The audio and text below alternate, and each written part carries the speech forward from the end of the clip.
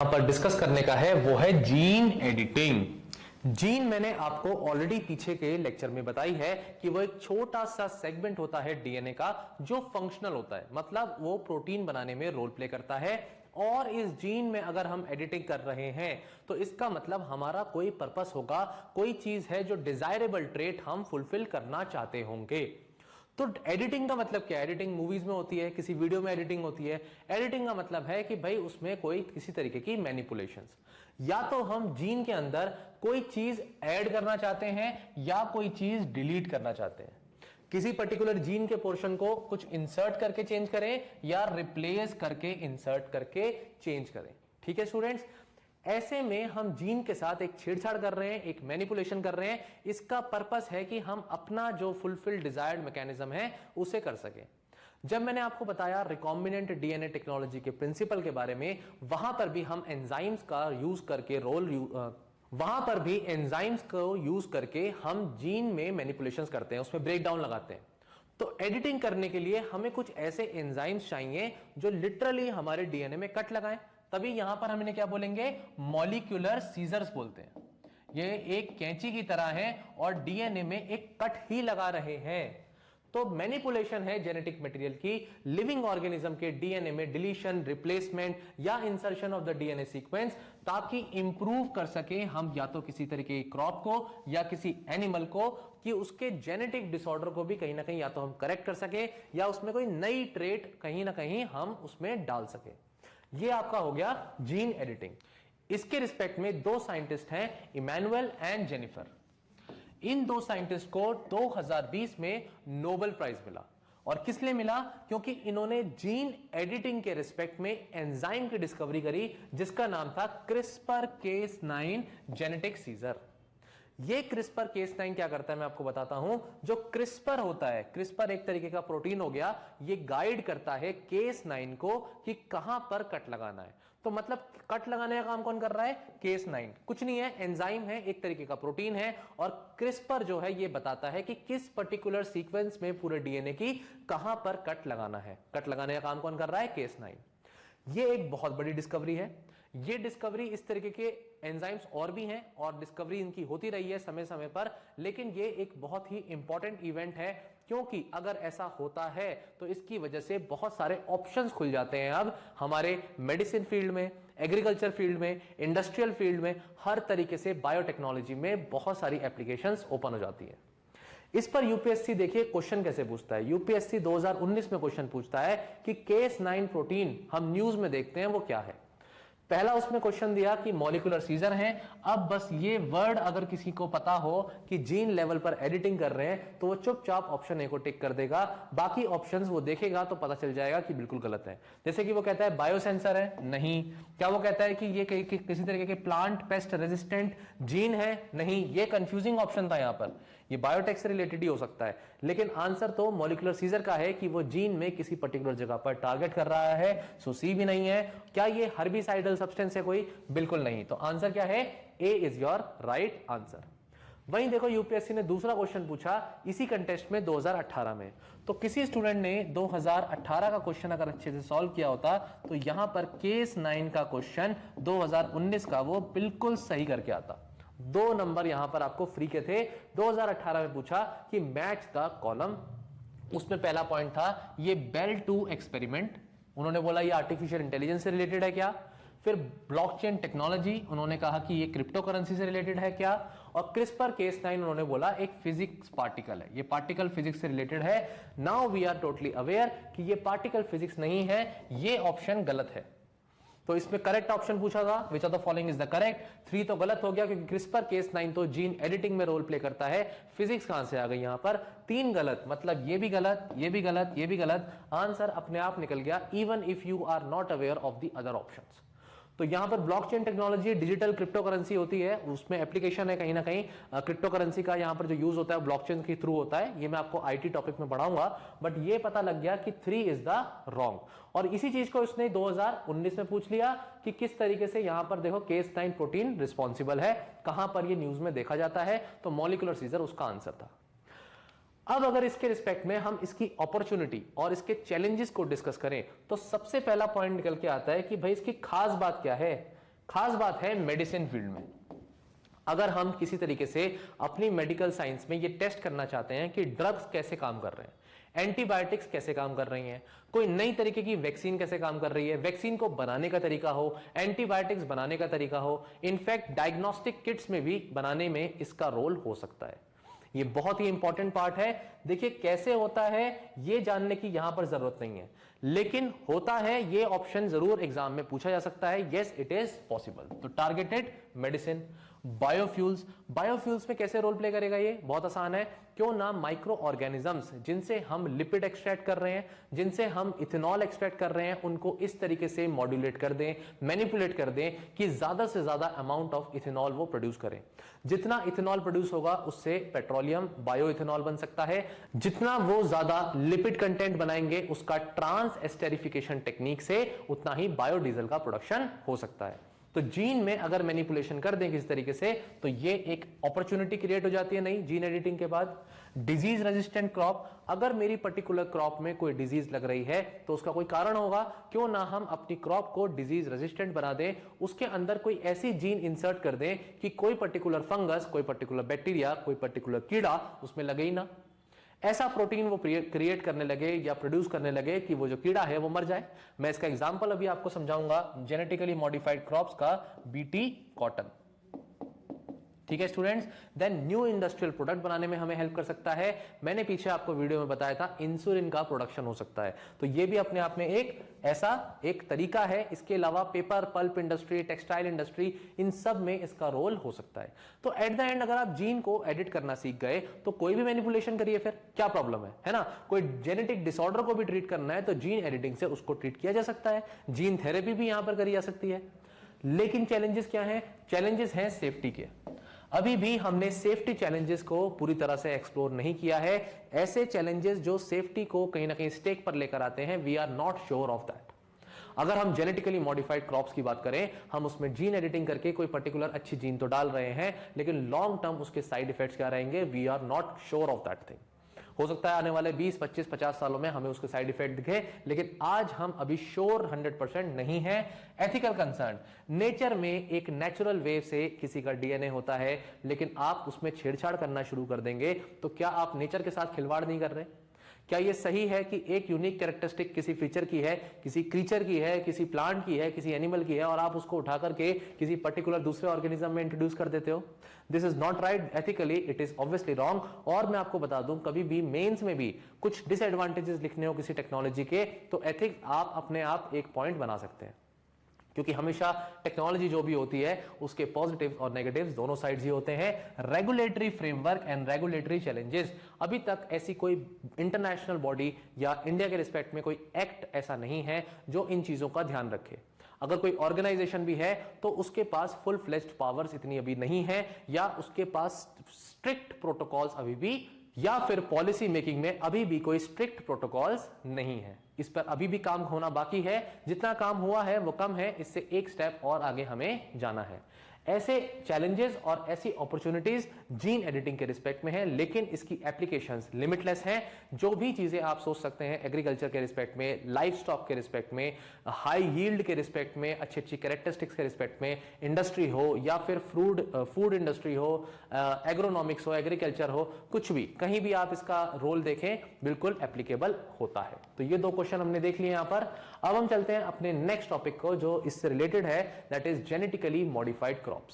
जब मैं gene editing करूंगा तो ऑब्वियसली उसमें कोई पर्टिकुलर जीन इंसर्ट कर दूंगा या डिलीट कर दूंगा। तो मैंने जीन को क्या किया, उसके जेनेटिक मेकअप को ऑर्गेनिज्म का क्या किया, मैनिपुलेट कर दिया। जब मैंने उसके ऑर्गेनिज्म के जीन को मैनिपुलेट करा, जेनेटिक मटेरियल को मैनिपुलेट किया, तो वो ऑर्गेनिज्म क्या बोला जाएगा, जेनेटिकली मॉडिफाइड ऑर्गेनिज्म। और जब मैं किसी क्रॉप में कर दूंगा तो मैं क्या बोलूंगा, जेनेटिकली मॉडिफाइड क्रॉप। तो यहां पर जो टॉपिक है जीएम क्रॉप्स, तो जेनेटिकली मॉडिफाइड क्रॉप का है, जिसमें एक एग्जांपल जो सबसे कॉमन एग्जांपल है और हर स्टूडेंट को जनरली ये पता होता है, क्लास 12th की एनसीईआरटी में भी मेंशन्ड है, बीटी कॉटन।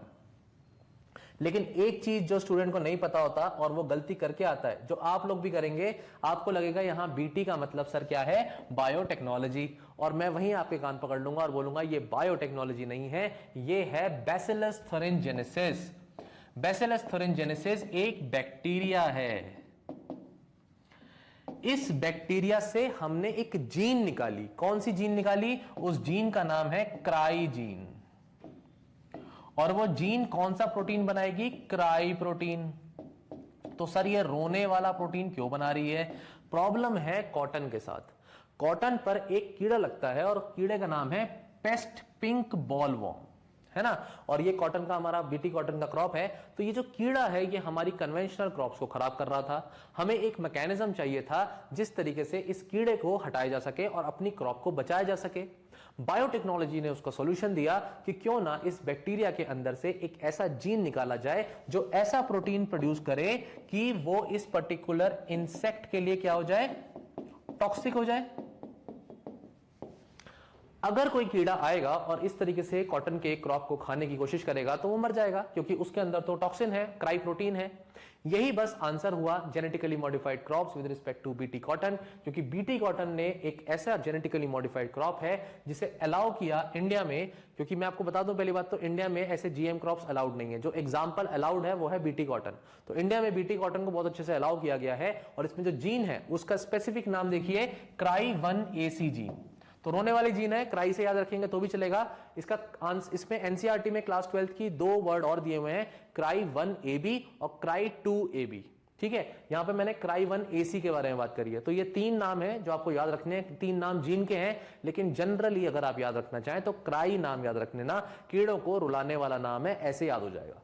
अब ये क्या कर रहा है कि डेवलप करता है प्रोटीन टॉक्सिक। जब कोई कीड़ा इसको खाता है, टॉक्सिन को उसके गट में जाता है और वहां पे पोर्स कर देता है और इंसेक्ट मर जाता है। तो ये टॉपिक, ये वाला एग्जांपल तो सब स्टूडेंट्स लिख करके आएंगे, लेकिन और भी एग्जांपल्स हैं जो आपको पता होने चाहिए। दूसरा एग्जांपल है हर्बिसाइड टॉलरेंट बीटी कॉटन। अब मैं इसका एग्जांपल देता हूं। रिसेंटली न्यूज में कुछ सालों पहले यह हुआ कि ग्लाइफोसेट नाम का हर्बिसाइड है। अब क्या होता है कि जब क्रॉप में आपको पेस्ट से तो बच गया, चलो पिंक बॉलवॉर्म से, लेकिन हर्ब्स भी तो आ जाते हैं, वीड्स भी तो आ जाते हैं। वीड्स क्या होते हैं? अनवांटेड प्लांट्स होते हैं। कोई भी फार्मर नहीं चाहता कि उसके फील्ड में वीड्स हो। अब उसको हटाने के लिए वो क्या यूज करते हैं? एक केमिकल यूज करते हैं और केमिकल का नाम है ग्लाइफोसेट। ग्लाइफोसेट केमिकल जब डाला जा रहा था तो बीटी कॉटन जो था हमारा वो सफर कर रहा था। तो कंपनियां बहुत होशियार होती हैं। कंपनियों ने बोला कोई बात नहीं, बीटी तो हमने, क्राई जीन तो हमने डाली थी, एक और जीन यहां पर यूज करते हैं, CP4 EPSPS जीन। पूरा नाम नहीं भी याद करेंगे चलेगा, डिटेल में भी नहीं याद करेंगे तो भी चलेगा। CP4 नाम की एक जीन है, क्यों ना इस जीन को भी डाल दें। जब हम ऐसा करते हैं तो हमारी जो बीटी कॉटन है, जो क्रॉप है, वो हर्बिसाइड टॉलरेंट भी हो जाती है। मतलब किसानों कोई टेंशन नहीं है, जितना ग्लाइफोसेट यूज करना है फील्ड में यूज कर लो, तुम्हारी क्रॉप नहीं मरेगी, वो रेजिस्टेंट हो चुकी है। रेजिस्टेंट का मतलब होता है अब वो झेल जाएगी उस पर्टिकुलर केमिकल को, सिंपल सी बात। लेकिन गवर्नमेंट ऑफ इंडिया ने इसे अलाउ नहीं किया। जब गवर्नमेंट ऑफ इंडिया ने इस particular herbicide tolerant BT cotton को अलाउ नहीं किया तो इलीगल तरीके से ये हमारी कंट्री में आई। फार्मर्स को इलीगल तरीके से मिलने लगी। इनफैक्ट महाराष्ट्र में तो बहुत धड़ल्ले से इसको यूज करा जाने लगा। जब सरकार सख्ते में आई कि भाई ये तो अच्छा नहीं हो रहा, ये तो गलत है, ये तो इलीगल है, तो फार्मर्स ने इसके अगेंस्ट प्रोटेस्ट किया और उन्होंने इस प्रोटेस्ट का नाम इनफैक्ट सिविल डिसोबीडियंस मूवमेंट भी रखा। तो इज इट राइट और रॉन्ग, और इसके क्या एस्पेक्ट्स हैं वो तो अलग बात है, वो आपके सोचने की बात है कि आप भी इस पे सोचिए क्या राय है आपकी। लेकिन पॉइंट ये है कि ये इस तरीके का जो क्रॉप है, जो आपका बीटी कॉटन है हर्बिसाइड टॉलरेंट, ये वन ऑफ द एग्जांपल्स है जीएम क्रॉप्स का। ठीक है स्टूडेंट्स, 2 एग्जाम्पल तो फिर भी शायद स्टूडेंट लिखे मेंस के एग्जाम में, लेकिन 2 पॉइंट और जो आप मिस कर सकते हैं वो है बीटी ब्रिंजल का और DMH11 मस्टर्ड का। तो आई वांट कि आप जब भी कोई आंसर लिखें तो उसमें कम से कम 3 से 4 एग्जाम्पल दें। सिर्फ एक एग्जाम्पल बीटी कॉटन देने से आंसर इतना अच्छा नहीं दिखेगा, क्योंकि सभी स्टूडेंट्स इस तरीके के पॉइंट्स लिखेंगे। बाकी बीटी ब्रिंजल के रिस्पेक्ट में बता दूं कि ये रेजिस्टेंट है towards the fruit and the shoot borers. Shoot borers और रूट, ये आपके फ्रूट बोरर्स क्या होते हैं? बोरर्स इंसेक्ट की एक कैटेगरी है जो फ्रूट के अंदर छेद कर देते हैं। कभी कभी आपने फ्रूट्स देखे होंगे जिनके अंदर छेद करके इंसेक्ट अंदर जाता है, वहां खा रहा होता है, मस्ती से रह रहा होता है, तो वो फ्रूट या शूट बोरर्स होते हैं। ठीक है स्टूडेंट्स, ये जो बीटी ब्रिंजल है ये भी बैसिलस थोरिनजेनेसिस से लिया हुआ ही जीन है।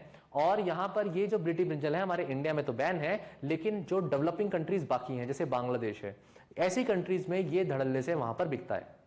कहीं ना कहीं ये बोला जाता है कि अमेरिकन कंपनीज जो हैं, बड़ी बड़ी जो डेवलप्ड कंट्रीज की कंपनीज हैं, वो इस तरीके की क्रॉप्स को बेचती हैं डेवलपिंग कंट्रीज में, अपनी कंट्री में बैन लगा के रखती हैं और डेवलपिंग कंट्रीज में वो इसलिए बेचती हैं ताकि वो इस पर स्टडी कर सकें, इसके साइड इफेक्ट्स को फ्यूचर में देख सकें।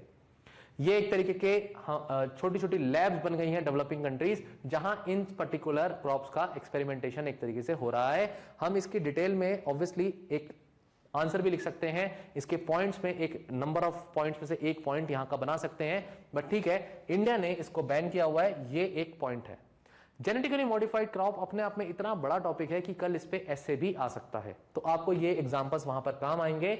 हाउएवर 2002 में जीईएसी क्या है? Genetic engineering appraisal committee. GEAC ये ministry of environment and forest के अंडर एक बॉडी है, कॉन्स्टिट्यूएंट बॉडी है, जो रूल्स डिसाइड करती है कि किस तरीके से मैन्युफैक्चरिंग होगी, यूज होगा, इंपोर्ट होगा या एक्सपोर्ट होगा, स्टोरेज होगा इन हैजार्डियस माइक्रो ऑर्गेनिज्म का या जेनेटिकली मॉडिफाइड ऑर्गेनिजम्स का। ये बॉडी किस एक्ट के अंदर आती है? वो है एनवायरमेंटल प्रोटेक्शन एक्ट 1986। ये एक्ट तो आपने पढ़ा हुआ होगा, लेकिन पॉइंट ये है कि जीईएसी उसके अंडर में आती है। यूपीएससी ने क्वेश्चन ऑलरेडी पूछा हुआ है, तो तब स्टूडेंट्स को ये क्वेश्चन टफ लगा था, उन्हें नहीं आता था, बट कॉमन सेंस की बात है, जेनेटिक इंजीनियरिंग के रिस्पेक्ट में अगर है तो जीएम क्रॉप्स होंगे, और जीएम क्रॉप्स के अगेंस्ट हमें कहीं ना कहीं प्रोटेक्शन और सेफ्टी चाहिए, इसलिए वो एनवायरमेंटल प्रोटेक्शन के एक्ट के अगेंस्ट कहीं ना कहीं तहत अंडर में आ रहा है। तो 2002 का मैं बता रहा हूं, जीईएसी ने अलाउ किया commercial release of BT cotton. 2002 से लेकर अब तक की सिचुएशन देखें तो हमारी कंट्री में 95% तक कंट्री में जो कॉटन उग रही है वो बीटी कॉटन ही उसका सोर्स है, और इसकी वजह से कन्वेंशनल जो कॉटन के सीड्स थे वो कहीं ना कहीं अब मार्केट से या कहीं ना कहीं फील्ड्स में से हट रहे हैं। Then India is the 4th global position in hectare wise with respect to genetically modified crops. India की जो पोजीशन आती है, ग्लोबल पोजीशन पूरे वर्ल्ड में जीएम क्रॉप्स को उगाने की, वो आती है आपकी 4th। लेकिन इसका फिर भी कंट्रीब्यूशन बहुत कम है। यूएस कॉर्न के रिस्पेक्ट में, बीटी कॉर्न है ना, मक्का, और बीटी ब्रिंजल, इसके रिस्पेक्ट में अभी भी हमसे बहुत ही ज्यादा आगे है, ग्लोबल शेयर उसका बहुत ज्यादा है। सो स्टूडेंट्स, इश्यूज क्या हैं? जेनेटिकली मॉडिफाइड क्रॉप्स के इश्यूज क्या हैं? ये बहुत इंपॉर्टेंट पॉइंट है। सबसे पहला है थ्रेट टू बायोडाइवर्सिटी। कैसे थ्रेट हो जाएगा बायोडाइवर्सिटी को सर? ये तो समझ में ही नहीं आया। देखो, आपने कोई फॉरेन जीन डाली हुई है, कोई भी फॉरेन जीन है, एक बैक्टीरिया की जीन है मतलब, और आपने उस क्रॉप के अंदर डाल दी। चलो, आज तो ये क्रॉप आपको पता है कि बीटी जो हमारी कॉटन की क्रॉप है, इसमें कीड़ा लग रहा था, वो मर रहा है, ठीक है, आप खुश हो। लेकिन ऐसा भी तो हो सकता है कि जो ऑर्गेनिजम्स हमारे जो इकोसिस्टम के लिए फ्रेंडली हैं, इंपॉर्टेंट हैं, वो भी मर जाए। बेनिफिशियल इंसेक्ट्स मर जाए, क्योंकि इंसेक्ट्स का काम क्या है? इंसेक्ट्स का काम है पॉलिनेशन करना, लेकिन ऐसे इंसेक्ट्स भी अगर इससे मरने लगे तो फिर तो ऐसी बहुत सारी इंपॉर्टेंट स्पीसीज एलिमिनेट कर जाएंगी। ये तो गड़बड़ हो गई। इसके अलावा ये क्या फूड चेन को इंपैक्ट नहीं करेगा? फूड चेन आप इकोलॉजी में पढ़ते हैं, किस तरीके से सनलाइट जो है यूज करके प्लांट्स खाना बनाते हैं, हर्बीवोर्स प्लांट्स को खाते हैं, भाई कार्निवोर्स हर्बीवोर्स को खाते हैं, तो एक फूड चेन है। उस फूड चेन में भी ये कहीं ना कहीं टॉक्सिन जा रहा है। ये जो टॉक्सिन है आपका बीटी कॉटन का, क्राई प्रोटीन का, ये टॉक्सिन फूड चेन में भी तो जा रहा है, तो उसको इंपैक्ट करेगा। इसके अलावा सुपर वीड्स बन जाएंगी फ्यूचर में। सुपर वीड्स क्या होती हैं? जब आपने हर्बिसाइड टॉलरेंट बनाया किसी पर्टिकुलर क्रॉप को, तो उसके अंदर क्या हुआ कि ऑर्गेनिज्म जो वीड्स हैं, जो पर्टिकुलर वो हर्बिसाइड्स जो हैं, हर्बिसाइड्स क्या कर रहे हैं? केमिकल्स हैं, उन वीड्स को मार रहे हैं। तो वो वीड्स क्या है, कुछ टाइम तक तो मरेंगे, उसके बाद वो क्या हो जाएंगे? रेजिस्टेंट हो जाएंगे। वो बोलेंगे हमें फर्क ही नहीं पड़ता भाई, केमिकल है तो क्या हुआ, हम तो जिंदा है। भाई किसी बच्चे को 4 थप्पड़ मारोगे और सोचोगे कि वो सुधर जाए, तो 5 बार 10 बार मार लोगे, उसके बाद एक दिन वो बोलेगा मार लो 4 थप्पड़, हमें फर्क नहीं पड़ता। ऐसे करके वो सुपर वीड्स बन सकते हैं। बिल्कुल कॉमन सी बात है। केमिकल्स के अगेंस्ट क्या हो जाएगा? उनकी जो सेंसिटिविटी है वो खत्म हो जाएगी, और फिर केमिकल हो या नहीं हो उन्हें फर्क नहीं पड़ेगा। जब सुपर वीड्स बन जाएंगे तो क्या करोगे? क्या उस केस में और स्ट्रॉन्ग केमिकल लेकर के आओगे? ऐसे में सुपर वीड्स को एलिमिनेट करना आज जितना मुश्किल है, उससे ज्यादा मुश्किल फ्यूचर में हो जाएगा। ये एक बहुत बड़ी प्रॉब्लम है हमारी बायोडाइवर्सिटी के रिस्पेक्ट में। नेक्स्ट आता है न्यूट्रिशन के रिस्पेक्ट में इशू। न्यूट्रिशन के रिस्पेक्ट में इशू ये है कि जब हम कहते हैं कि बीटी क्रॉप्स को कोई ह्यूमन कंज्यूम कर रहा है, तो उसके पीछे के रिस्क क्या है, लॉन्ग टर्म इंपैक्ट क्या है, हमें नहीं पता।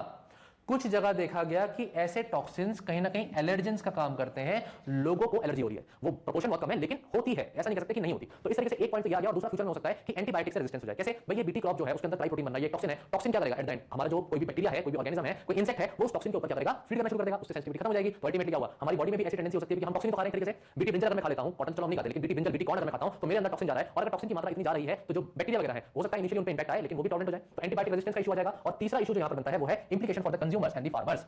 हमारे जो फार्मर्स हैं वो डिपेंडेंट हो जाएंगे इन मल्टीनेशनल कंपनीज पर कि ये पर्टिकुलर सीड ही चाहिए। अभी आपको मैंने इंपैक्ट दिखाया कि बीटी कॉटन 95% तक हमारे पूरे कंट्री में फैल चुका है, तो मतलब हमारे फार्मर्स क्या करेंगे, डिपेंडेंट हो जाएंगे फुली। और ये कंपनी बहुत होशियार होती है, ये कंपनी क्या करती है, एक सीजन के लिए इस पर्टिकुलर सीड को सेल करेंगे, एक सीजन तक ये सीड चलेगा। सेकंड सीजन में ये सीड के अगर मान लीजिए क्रॉप उगती है, क्रॉप से सीड बनता है, तो दूसरा जो सीड होगा वो वायबल नहीं होगा, है ना, उसे हम कहते हैं टर्मिनेशन टेक्नोलॉजी। और ऐसी टेक्नोलॉजी में सीड सिर्फ एक ही सीजन तक ग्रो करता है, तो फार्मर को हर सीजन सीड्स खरीदने पड़ते हैं और वो डिपेंडेंट हो जाते हैं इस सप्लाई के लिए इन पर्टिकुलर कंपनीज पर, जिनकी हो जाती है मोनोपोली।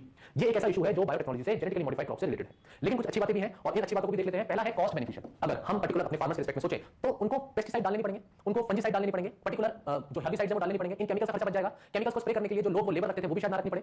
ओवरऑल तो खर्चा उनका कहीं ना कहीं कम हो जाएगा, लेकिन कुछ कॉस्ट सीड की ज्यादा हो सकती है, ये एक पॉइंट है। दूसरा point better tolerance. Better tolerance हो जाएगी हार्श क्लाइमेट के अगेंस्ट, तो हमारी क्रॉप की जो यील्ड है वो बढ़ जाएगी। हो सकता है ड्रॉट रेजिस्टेंट हो हमारा क्रॉप, वाटर रेजिस्टेंट हो, एक्सेसिव रेन हो जाए, कभी ड्रॉट हो जाए, दोनों ही केस में हमारी क्रॉप सर्वाइव कर जाए। इंसेक्ट्स के अगेंस्ट, पेस्ट के अगेंस्ट हमारी क्रॉप सर्वाइव कर जाए, तो हमारी क्रॉप की बेटर यील्ड होगी और क्रॉप के रिस्पेक्ट में बेटर टॉलरेंस भी आएगी। Improve crop protection, protection from viruses, protection from fungus और बैक्टीरिया। इसके अलावा फूड सिक्योरिटी, हमारी कंट्री में तो पॉपुलेशन बहुत तेजी से ग्रो कर रही है, तो फूड की जो प्रॉब्लम है, जो फूड वेस्ट हो जाता है इन कीड़ों की वजह से, वो बच जाएगा। ये तो मैंने बता दिया कि एग्रीकल्चर परफॉर्मेंस इंक्रीज करेगी क्योंकि यील्ड बढ़ जाएगी। और एक पॉइंट आप लिखेंगे टॉलरेंस टुवर्ड्स द हर्बिसाइड्स, जो हर्ब्स वगैरह है उससे भी हमारी क्रॉप टॉलरेंट हो जाएगी। तो ये 6 पॉइंट है, 6 में से आप जो भी पॉइंट लिखे हैं एग्जाम में, मेंस में आप इन पॉइंट्स को यूज कर सकते हैं। इसके अलावा जो मैंने पॉइंट बताया था कि लेबर इनपुट कम हो जाएगी, वेस्टेज कम हो जाएगी। इसके अलावा reducing the use of the chemicals in the field, जितना केमिकल्स यूज करते थे फार्मर्स पहले, अब शायद केमिकल्स यूज ना करें। पॉलिसी फ्रेमवर्क क्या है जेनेटिकली मॉडिफाइड क्रॉप्स के लिए? सबसे पहला फ्रेमवर्क है कोडेक्स, कोडेक्स एलिमेंटरीज कमीशन। ये फूड एग्रीकल्चर ऑर्गेनाइजेशन और WHO वर्ल्ड हेल्थ ऑर्गेनाइजेशन ने इंटर गवर्नमेंटल एक जॉइंट बॉडी बनाई है। ये कुछ प्रिंसिपल्स बताती है कि ह्यूमन हेल्थ रिस्क के अकॉर्डिंगली कुछ ऐसे प्रिंसिपल्स हैं जो जीएम क्रॉप के रिस्पेक्ट में है, 2003 में ये बनाई गई। इसके अलावा जेनेटिक इंजीनियरिंग अप्रेजल कमेटी है, इसके बारे में मैंने आपको ऑलरेडी बता दिया, it comes under environmental protection act, और हमारी कंट्री में ये डिसीजन लेती है कि कौन सी पर्टिकुलर क्रॉप्स हैं, जेनेटिकली मॉडिफाइड क्रॉप्स हैं, जिनको हमारी कंट्री में अलाउ करना है, इंपोर्ट होना है या उनका एक्सपोर्ट होना है। ये डिसीजन ये बॉडी लेती है और इस बॉडी ने डिसीजन लिया हुआ है कि हमें अभी भी बीटी ब्रिंजल को अपनी कंट्री में अलाउ नहीं करना है। अब यही अपने आप में एक ऐसे टॉपिक बन जाता है जीएम क्रॉप्स के रिस्पेक्ट में कि व्हाई एंड व्हाई नॉट। तो ये आपको पॉइंट्स कुछ पता होने चाहिए, एडवांटेज एंड डिसएडवांटेजेस, ताकि आप ऐसे में अपने पैराग्राफ्स बना सकें। देन जीएम फूड इंपोर्ट्स, ये क्या है, एक तरीके का अप्रूवल है जो कि एनवायरमेंटल प्रोटेक्शन एक्ट के तहत और food safety standards act of 2006, जिसे हम बोलते हैं FSSAI, ये इनके तहत क्या है, अप्रूवल्स हैं जो हमें लेने पड़ते हैं अगर हम किसी जेनेटिकली मॉडिफाइड क्रॉप का इंपोर्ट करने जा रहे हैं तो। ठीक है स्टूडेंट्स, यहां हमारा टॉपिक फिनिश होता है genetically modified crops. Okay students.